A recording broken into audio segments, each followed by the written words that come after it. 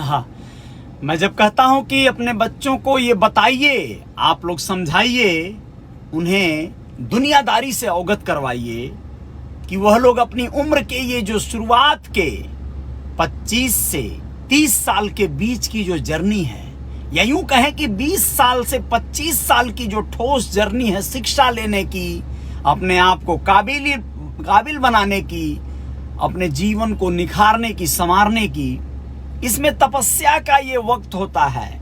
इसी उम्र में त्याग का वक्त होता है। यही उम्र मात्र जो बच्चे तपस्या कर लिए, त्याग कर लिए, अपने आप को एक तरह से वक्त की भट्ठी में, शिक्षा के तवे पर जिन लोगों ने अपने आप को जलाया, जिन लोगों ने अपने आप को खपाया, उनके बाकी की जिंदगी दोस्तों शानदार गुजरेगी, मौज में गुजरेगी और वो जो चाहेंगे वो प्राप्त कर लेंगे। लेकिन इसी 20 से 25 साल या 25 से 30 साल की उम्र को जिन बच्चों ने ऐश अय्याशी और ऐब में, नशाखोरी में बिता दिया और तमाम बदमाशियां करने में गुजार दिया, उन बच्चों की पूरी जिंदगी संघर्ष, जद्दोजहद और सिर्फ स्ट्रगल करते हुए बीतेगी। वो परेशान रहेंगे, अपने जीवन में हैरान रहेंगे, रास्ता नहीं सूझेगा। उनकी बदहाली का आलम ये रहेगा कि एक वक्त आएगा कि उन लोगों को फ्रस्ट्रेट हो जाना पड़ेगा, उन लोगों को जीवन में अंधकार ही अंधकार नजर आएगा, क्योंकि उन लोगों ने अपने हिस्से का जो मौज था, जो पूरी जिंदगी लेना था, वो शुरुआत में ले लिया। तो आगे सिर्फ दुख भोगना है। तो ये बार बार आप लोग भी अपने बच्चों को सचेत करिएगा, बताइएगा कि शुरुआती दिनों में त्याग, तपस्या और वो सारे दुख कष्ट सहकर जो बच्चे पल बढ़ जाएंगे, अपने आप को झोंक देंगे, इस पूरे जीवन को संवारने में उनकी फिर जय जयकार होगी। चलिए आप लोगों को एक ऐसे ही शख्सियत की थोड़ी सी बात भी बता दें। वैसे इस पूरे कहानी में आप लोगों को बताएंगे नंद कुमार गुप्ता उर्फ नंदी, जो कि उत्तर प्रदेश सरकार में मंत्री बने हैं। उनकी भी दास्तान, राजनीति इतनी आसान भी नहीं होती, बहुत सारे त्याग, बहुत सारे समर्पण मांगती है। बिजनेस व्यवसायी के रूप में, उद्यमी के रूप में उभरने वाला वो शख्स कभी पटाखे और कभी दिवाली और रंग गुलाल पे पिचकारी और इस तरह की चीजें बेचा करता था, लेकिन आज वो मंत्रालय संभाल रहा है और बिजनेस व्यवसाय में अपने आप को इतने रसूख पर ले गया। नंदी जो उनकी अपनी एक बहुत बड़ा फर्म है, नंदी ग्रुप ऑफ कंपनीज या इस तरह के कुछ नाम से। तो सोचिए कि ये सारी चीजें कैसे संभव हुई होंगी, बताएंगे आप लोगों को, और क्या क्या झेला होगा उस शख्स ने। उसके साथ साथ आप लोगों को ये बताना जरूरी है कि एक नाम तो सुना होगा आप लोगों ने, नाम है यूपीएससी टॉपर, यानी फर्स्ट रैंक लाने वाली देश की एक ऐसी लेडी, एक ऐसी लड़की का जिसका नाम है टीना डाबी। जी हाँ दोस्तों, राजस्थान की रहने वाली टीना डाबी जो आईएएस हैं और वो यूपीएससी एग्जाम में फर्स्ट रैंक लाई थी, दोबारा शादी करने जा रही हैं। मैंने क्या कहा, जब आप अपने आप को संवारने में शुरुआती दिनों में आप अच्छा काम कर लोगे तो जो चाहोगे वो कर सकते हो, बाद में आपके जीवन में बहुत ऐश, बहुत आनंद रहेगा। तो टीना डाबी दोबारा शादी करने जा रही हैं। इसका खुलासा उन्होंने खुद अपने इंस्टाग्राम अकाउंट पर कुछ तस्वीरें साझा करके दिया। इस इंस्टाग्राम पेज पर 2013 बैच के आईएएस प्रदीप गवांडे के साथ फोटो शेयर करके उन्होंने लिखा, वो मुस्कान पहन रही हूं जो तुम दे रहे हो। यानी उन्हें प्यार मिल रहा है प्रदीप गवांडे के तरफ से, वो चीजें वो फीलिंग कर रही हैं जो उन्हें चाहिए थी। तो ये साझा करके उन्होंने लिखा, प्रदीप भी दोबारा शादी करेंगे, यानी वो भी दोबारा ही शादी करने वाले, वो भी पहले तलाकशुदा हैं और टीना डाबी भी तलाकशुदा हैं। प्रदीप गवांडे भी दूसरी बार शादी करने जा रहे हैं। वो चूरू जिले के कलेक्टर भी रह चुके हैं। आईएएस बनने से पहले प्रदीप एक एमबीबीएस डॉक्टर भी रह चुके हैं। देखिए काबिलियत, एमबीबीएस डॉक्टर बन गया, सोचे रहते कि भैया बस अब रहने दो, हॉस्पिटल डाल के अपना हॉस्पिटल चलाना है, मौज करना है, मस्ती करना है, जीवन में जीना है, खत्म हो गई होती। लेकिन देखिए उत्सुकता और काबिलियत कि एमबीबीएस डॉक्टर होकर भी उसने आगे के लिए यूपीएससी एग्जाम के लिए मतलब कार्य किया और 2013 बैच के वो आईएएस बन गए प्रदीप गवांडे। और आप लोग बताएं कि उनका जन्म 9 दिसंबर 1980 को महाराष्ट्र में हुआ था। यानी आप लोग सोच कर देखिए, लमसम हम लोगों के उम्र के हैं और वो अपने आप को कहाँ खपाए, कहाँ ऊर्जा लगाए, ये होता है। आप लोगों को पता है महाराष्ट्र में उनका जन्म हुआ था। खबरों की माने तो दोनों 22 अप्रैल को जयपुर के एक निजी होटल में यानी पैलेस में समझिए शादी कर रहे हैं। 22 अप्रैल को अगले महीने में उनकी शादी है। पहले टीना डाबी ने शादी किया था अतहर आमिर से। आप लोगों को जानकारी दे दें कि राजस्थान कैडर के 2016 बैच की यूपीएससी टॉपर रही हैं टीना डाबी और 2018 में अतहर आमिर से शादी कर ली थी। और अतहर भी आईएएस ही हैं। हालांकि यह शादी ज्यादा दिन तक नहीं चली थी दोस्तों, और 2020 में दोनों ने तलाक ले लिया था। 2016 में Athar Aamir UPSC second topper थे, यानी 2016 में टीना डाबी फर्स्ट टॉपर थी और ये अतहर आमिर सेकंड टॉपर थे। ठीक है, उनके बाद का नंबर था उनका। इन दोनों की दोस्ती अच्छी थी, कॉम्बिनेशन अच्छा था, शादी तो किया लेकिन चला नहीं पाए और 2020 में ही इनका तलाक हो गया था। अब टीना डाबी अपने दूसरे जीवन साथी को ढूंढ ली हैं। तो कुल मिला जुला कर ये कौन बोल रहा है भाई, कौन कंठ तोड़ रहे हो? अच्छा, सुमन दान कंठ तोड़ रहा हूँ? कंठ तो तोड़ता हूँ भाई, मैं तो ऐसे ही हूँ। और तुम क्यों यहाँ पर जो है अपना कान खराब कर रहे हो, वो तुम देख लो भाई। कंठ तो तोड़ता हूँ मैं। हाँ, मैं तो बहुत कुछ तोड़ने के लिए आया हूँ भाई। तुम अपना देख लो क्या तुम्हें बचाना है, ठीक है? बच के जो है मतलब भाई अपना ख्याल रखो आप लोग, ठीक है? चलो कोई नहीं, पहली बार आए हो लगता है मार्केट में, अभी नया नया आए हो यहाँ पर जो है, आप तो जान नहीं रहे हो अभी। मतलब मैं तो यही काम करता हूँ ना। चलो कोई नहीं, अपनी अपनी समझ है। चलो दोस्तों कोई बात नहीं, ऐसे बहुत लोग आते रहेंगे जाते रहेंगे, कोई दिक्कत की बात नहीं है। लेकिन यहाँ पर मैं आप लोगों को बताना चाहूँगा उत्तर प्रदेश की कुछ खबरों को लेकर जो है, जिसके बारे में आप लोग जानने को आतुर भी हैं। क्या है खबरें, आप लोगों को बताना जरूरी है कि नई नवेली सरकार जो बनी है उत्तर प्रदेश में योगी बाबा की, उस सरकार में कई एक मंत्री अपने पद और गोपनीयता की शपथ ले चुके हैं और आनंदमय शानदार तरीके से बिल्कुल अपने कार्य को करने के लिए कमर कस के खड़े हैं। और आप लोगों को बताना जरूरी है कि यह तरीका, यह बात कुल मिला जुलाकर मतलब यूपी सरकार में चलने वाली जो स्थितियां हैं, जो विभाग हैं, सबको बंटवारा दिया जा रहा है, विभागों का बंटवारा हो रहा है, मंत्रियों को जिम्मेदारियां दी जा रही हैं, बहुत ही बेहतर तरीके से सिलसिलेवार कार्य चल रहे हैं। ऐसे में नंद कुमार नंदी एक ऐसे मंत्री जो अतीक अहमद से पंगा लेने वाले, या यूं कहें कि उनके गुर्गे रह चुके और पूर्व विधायक विजय मिश्रा नाम के एक शख्सियत से सीधे सीधे उन्होंने पंगा लिया था। और आप लोगों को बताएं कि उसमें बम ब्लास्ट, इनके ऊपर बम से हमला भी हुआ था, लेकिन उसमें बहुत ज़्यादा कहीं ना कहीं इनके साथ एक चमत्कार हुआ कि ये बच गए, जबकि इनके दो साइडो जो थे, गार्ड जो थे, वो मर गए उस ब्लास्ट में। आप लोगों को पूरी बात बता देते हैं। नंद गोपाल गुप्ता उर्फ नंदी के बारे में 25 मार्च को भाजपा जब अपने कैबिनेट मंत्रियों का ऐलान कर रही थी, तब ये नाम बुलाया गया। ये शख्स जिन्हें पैसे की कमी की वजह से 10वीं 12वीं की पढ़ाई छोड़नी पड़ी थी, ये वही शख्स हैं जिन्हें एक बम धमाके में मारने की कोशिश की गई थी। योगी के मंत्रियों की सीरीज में आज इस कहानी को सुन लीजिए आप लोग। इसके बाद की कहानी आप लोगों को मिलती रहेगी, हो सकता है दैनिक भास्कर में प्रकाशित इस कहानी के द्वारा मैं आप लोगों को यहां तक पहुंचा रहा हूं। कहानी उस नेता की है जिसने पाई पाई जोड़कर राजनीति करना शुरू किया। अब इतने पैसे हैं कि बड़े बड़े बिजनेसमैन सलाम करते हैं। आप लोगों को बताना चाहेंगे कि होली पर गुलाल और दिवाली पर पटाखे बेचकर करते थे गुजारा। सोचिए 1986 नंदी 12 साल के थे, पिता डाक विभाग में काम करते थे, माँ घर में सिलाई बुनाई का काम करती थी। 1986 की बात कर रहा हूं। 5 लोगों का परिवार था, जैसे तैसे 2 वक्त की रोटी के पैसे जुट पाते थे। पैसे नहीं थे, इसलिए नंदी ने पढ़ाई के साथ काम करना शुरू कर दिया था। वह होली पर सड़क किनारे गुलाल तो दिवाली पर पटाखे बेचने का काम करता था शख्स। सोचिए राजनीति में आना और राजनीति कर पाना कितना कठिन है। लोग जो है कहां से कहां तक का अपना सफर कर लेते हैं। बस आपको शिद्दत से किसी कार्य को करना होगा। आप लोग बताएं कि इससे वो कुछ पैसे जमा करते थे, उससे अपने परिवार के लिए रोटी का इंतजाम करते थे।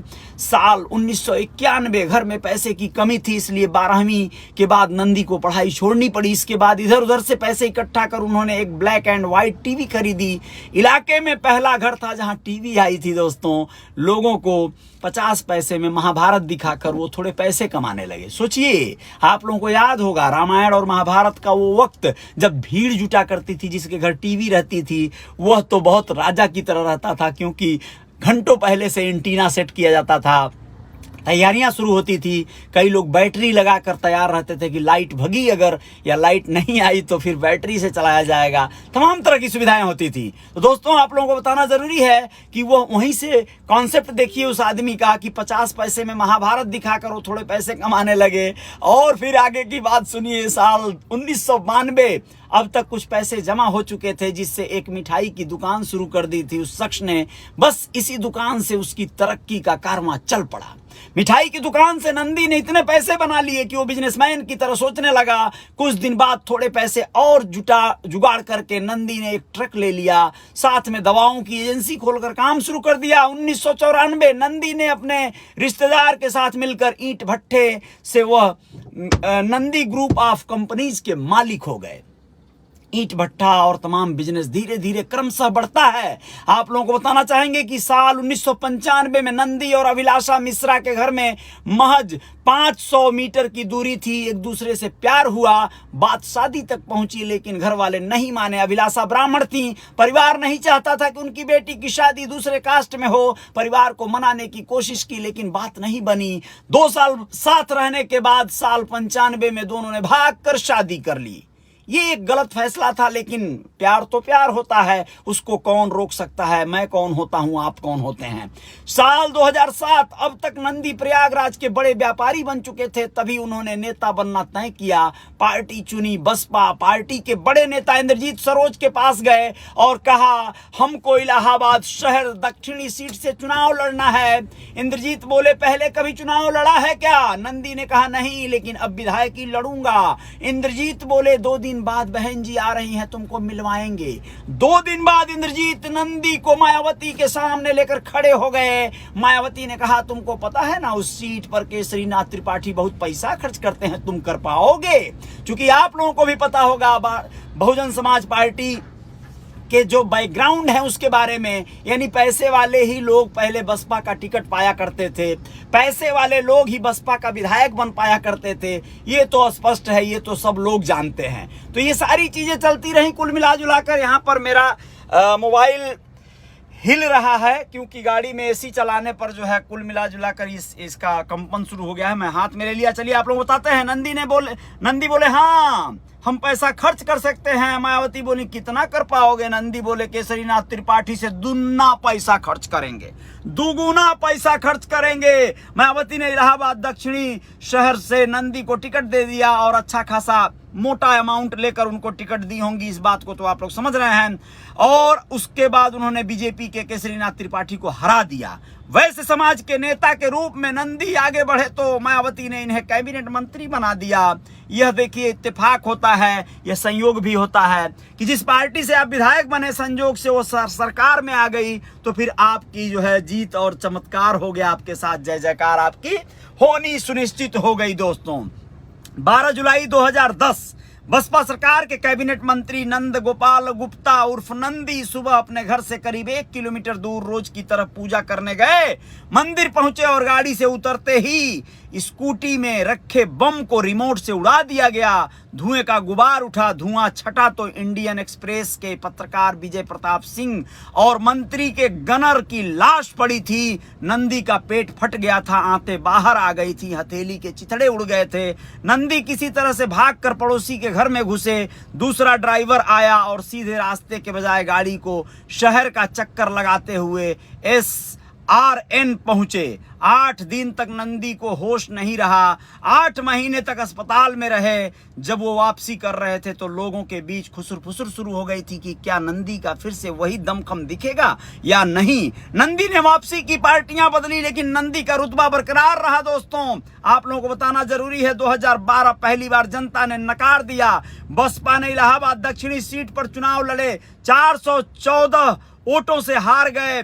2014 में मायावती ने नंदी को पार्टी से निकाल दिया। उसी साल लोकसभा चुनाव से ठीक पहले नंदी कांग्रेस में शामिल हो गए। इलाहाबाद संसदीय क्षेत्र से चुनाव लड़ा, हार गए। और आप लोगों को बताएं, 2017 में बीजेपी के साथ आए विधानसभा चुनाव में भाजपा ने उन्हें इलाहाबाद दक्षिणी सीट से मैदान में उतारा, 28,000 वोटों से जीते। योगी सरकार में कैबिनेट मंत्री बन गए। और 2022 बीजेपी ने दोबारा मौका दिया, भाजपा ने नंदी को दोबारा मौका दिया। प्रयागराज दक्षिणी से 10,777 वोटों से जीतकर दोबारा कैबिनेट में शामिल हो गए। ये रही कहानी कुमार नंदी उर्फ गुप्ता उर्फ नंदी की। लेकिन दोस्तों, आप लोग सोचिए कि ऐसे होता है, यानी आसान नहीं होता है रास्ता, बहुत कठिन होता है। लोग जब सोचते हैं कि यह कोई आसान होगा, राजनीति बहुत सारा मोर्चा है, और यूपी बिहार की राजनीति तो और भी कठिन है, कौन नहीं जानता है। इस तरह के लोगों की कहानी बताने का आशय क्या है, इससे 2 अर्थ निकलेगा। एक तो ये कि जो लोग सोचते हैं कि राजनीति में बस आए लप से जो है बड़का तुर्रम बन गए, नहीं, बहुत सारी मशक्कतों से गुजरना पड़ सकता है, बहुत सारे त्याग तपस्या कर सकते हैं, बहुत सारा बिजनेस व्यवसाय और रसूख और धनवान होना पड़ सकता है, तब जाकर आप जो है कुछ न कुछ कर पाएंगे। तो नंद गोपाल गुप्ता उर्फ नंदी की ये कहानी थी, जिसमें अतीक अहमद जो बहुत बड़े कहीं ना कहीं क्रिमिनल हुआ करते हैं लोग उत्तर प्रदेश की, आज भी सरकार में उन लोगों का, आप लोगों को पता है हिस्ट्री क्या रहा है, हिस्ट्री सीटर और तमाम तरह के माफिया हुआ करते थे ये लोग।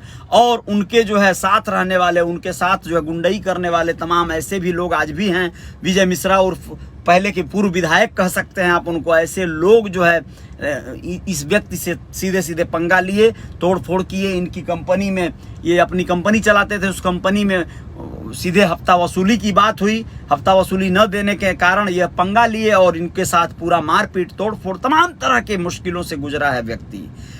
और लोगों का विश्वास, लोगों का भरोसा, अपने कायस्थ जो समाज है, वैश्य वर्ग है, उस वर्ग का एक बहुत अच्छा खासा लीडरशिप और उनको एकजुट करने की ताकत, तो ये सारी चीजें आगे लेकर जाती हैं। बहुत बहुत शुक्रिया आप लोगों को, बहुत बहुत धन्यवाद। इसके साथ जय जयकार जारी रहेगी और कुछ और खबरों के साथ आएंगे आप लोगों के बीच में, और कुछ और खबरों के लिए आप लोग बने रहिएगा मेरे रियल रिपोर्टर न्यूज़ के इस पेज पर, और इंस्टाग्राम पर भी मुझे फॉलो कर लीजिएगा, और मुझे आप लोग मेरे यूट्यूब चैनल पर जो मेरा रियल रिपोर्टर न्यूज स्टार नाम का चैनल है उसको सब्सक्राइब कर लीजिएगा। जय जयकार जारी रहेगी। बाकी आप लोग क्रिप्टो के निवेशक जरूर बनिए कि धन वैभव से ही सारी संभावनाएं हैं। धन वैभव रहेंगे तो आपकी इज्जत आबरू, आपका सम्मान, रुतबा सब बनेगा, वरना अभावों में जिंदगी तो कटी रही है, कट जाएगी जैसे तैसे, कोई नहीं। बहुत बहुत शुक्रिया, बहुत बहुत धन्यवाद आप सभी का। ख्याल रखिएगा अपना, आप लोग। जय जयकार जारी रहेगी। जय हिंद, जय भारत। शुक्रिया। सभी लोगों को धन्यवाद ज्ञापित करता हूँ। रामफल निषाद जी शुक्रिया, धन्यवाद आपका। गंगा पुत्र बलराम साहनी, मदन कुमार धन्यवाद। गोलू यादव शुक्रिया। राजू बिंद बहुत बहुत धन्यवाद। और जगमल लाल बिंद जी शुक्रिया आपका। सूरज निषाद धन्यवाद। अमरेश कुमार पाल धन्यवाद आपका। इरफान अली शुक्रिया। सुनील कुमार धन्यवाद आपका। रिंटू, उनका तो सफल हुआ। मेहनत भैया जी, इतना महंगा है, महंगाई के बारे में आप कुछ नहीं बता रहे हो। क्या महंगा है भैया, मुझे तो पता ही नहीं चल रहा है। और महंगाई तो पता चलेगा, अब जाके आप लोग अपने नेताओं से पूछिए ना, जिन लोगों को आप लोगों ने चुना है। महंगाई घटाना बढ़ाना उन लोगों का काम है। चलिए ठीक है, कोई नहीं, आप लोग अपना ख्याल रखिएगा। रामानंद निषाद जी शुक्रिया। महेंद्र सहानी जी धन्यवाद, बहुत बहुत धन्यवाद आपका। और भीम सहानी धन्यवाद।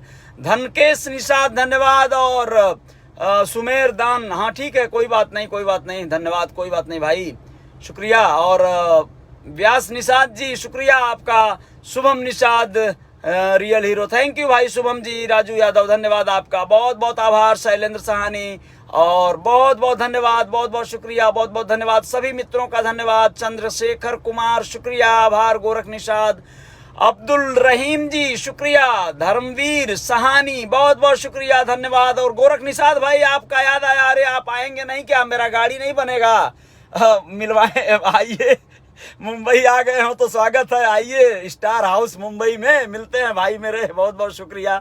हाँ, अजय साहनी स्टार के तरफ से स्वागत है आपका, अब्दुल रहीम साहब और सभी मित्रों का धन्यवाद। अनिल नाविक निषाद वंशी हैं, अच्छा धन्यवाद। जयनाथ यादव जी शुक्रिया आपका, उपेंद्र कुमार जी आभार, बहुत बहुत धन्यवाद सभी का, खैर मकदम अभिनंदन महेंद्र निषाद जी। अच्छा चलिए ठीक है, ये नारा जो आपने लगाया उसके लिए आपका किनारा आज कसेंगे हम भैया। जय हिंद, जय भारत, धन्यवाद।